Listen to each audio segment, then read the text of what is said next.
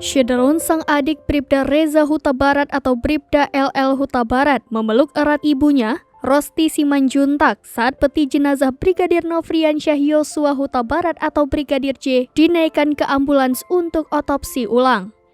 Bribda LL membujuk dan menahan tangis sang ibu yang kondisi fisiknya sudah lelah dan dikabarkan sempat menangis histeris usai keluarga berdoa sebelum proses penggalian jenazah Brigadir J.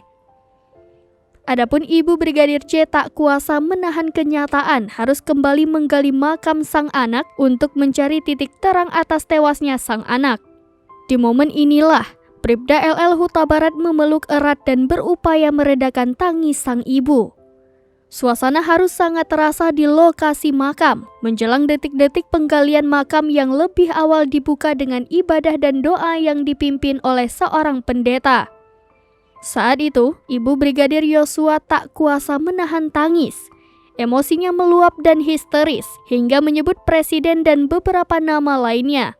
Dalam tangisannya, Rosti juga menyebut anaknya telah disiksa dan meminta pertanggungjawaban seseorang dalam kasus ini. Otopsi ulang digelar untuk menjawab keraguan atas otopsi Brigadir J yang dilakukan sebelumnya.